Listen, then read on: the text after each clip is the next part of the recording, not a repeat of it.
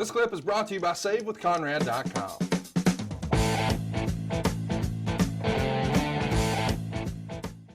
Some other news and notes as we head in here. In Your House 6 is the pay-per-view between the Rumble and Mania.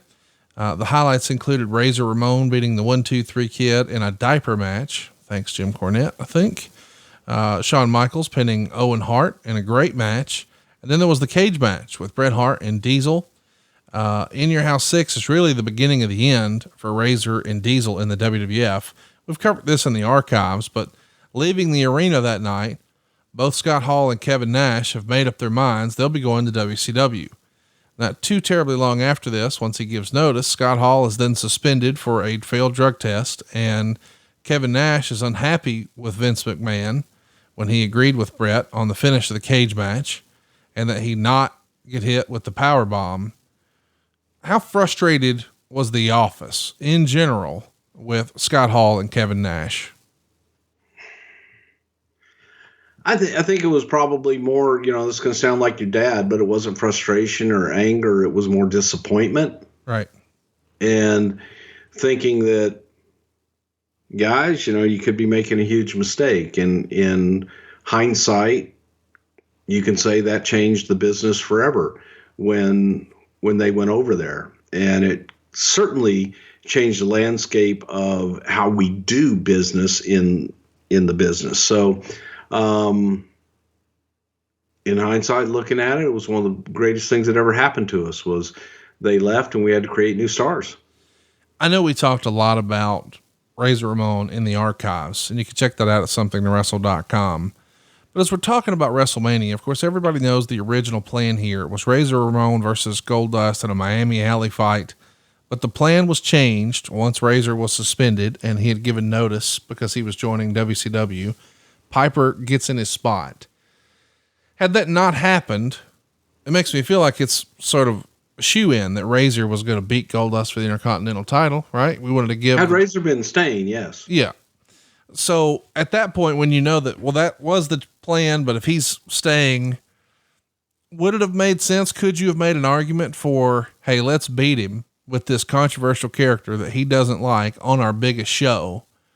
Or did that just not serve the purpose as well as, well, let's reestablish Roddy as a top guy because we know he's an asset for us for the rest of the year? Or so we would hope. We know he doesn't wind up being because he's in WCW by October.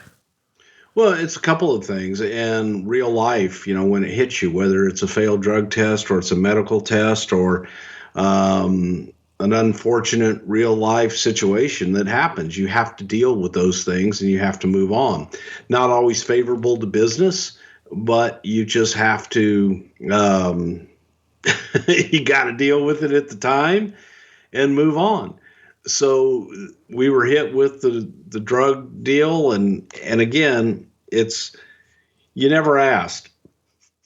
Vince would walk in and just tell us, hey, so-and-so's off for 6 weeks.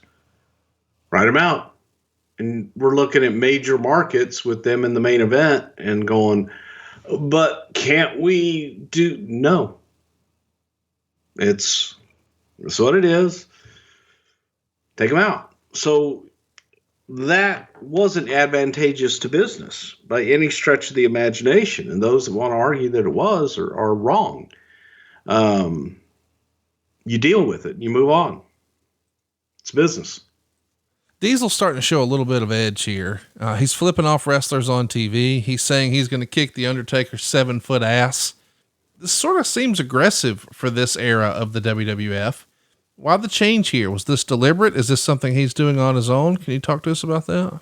No, it was deliberate, and it was to give Diesel an edge and just to, throw in a little bit more. Edge is a perfect word, but more reality and a little bit unpredictability.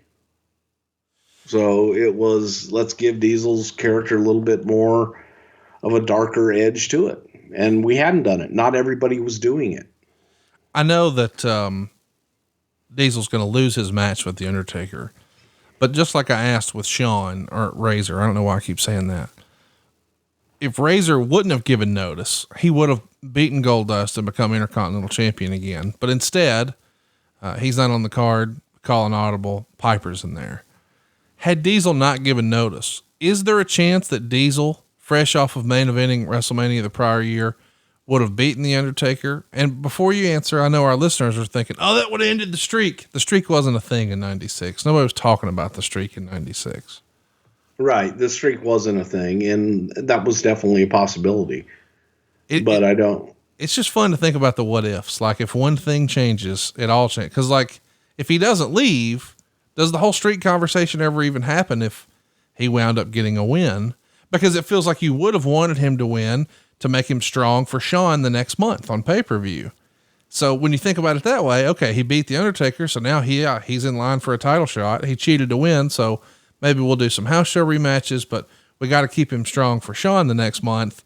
But if he beats The Undertaker right there, that streak, it's gone before we ever got it going. Yep, exactly. Yeah. The streak wasn't even entered into the conversation. Yeah. Real quick, is Bret Hart's "You Start the Fire" one of the best music videos the company ever did at that point? I thought it was tremendous. Again, and it to me, it told the story of Bret. You go back and you look at it, and that was Bret.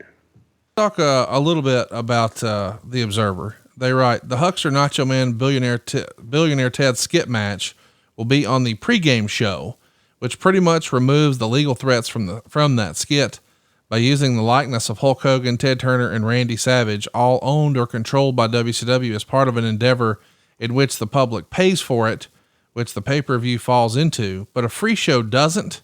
They would open themselves up for potential legal action down the road. So the idea is there was a match originally promoted that's going to have Nacho Man and Huckster and Billionaire Ted in a match on the pay-per-view. Now it's the pre-show.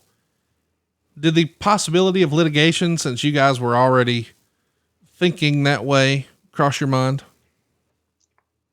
No, really and truly, the whole thought process behind it was, goddamn, let's just get over with this and move on.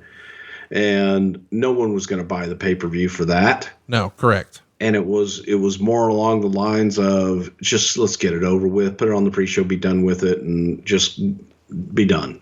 So by this point, you guys were just frustrated with the whole thing, but knew you had to have a payoff. So let's just get it over with. Okay. Is that one of those deals in hindsight where it seemed like a good idea on paper, but then it was just a fart in church? Like nobody cares. Well, what are we doing? It's funny maybe one or two times, but then it just became, okay. Yeah. We're over it. Yeah. Hey, it's Conrad Thompson. Thanks for checking out the podcast here on YouTube. Be sure to hit the subscribe button and the notifications bell so you get a notice anytime we upload some new content. And go save yourself some money right now. If you're in a 30-year loan or you have credit card debt, it's not a matter of if I can save you money. It's a matter of how much. Find out right now for free at SaveWithConrad.com.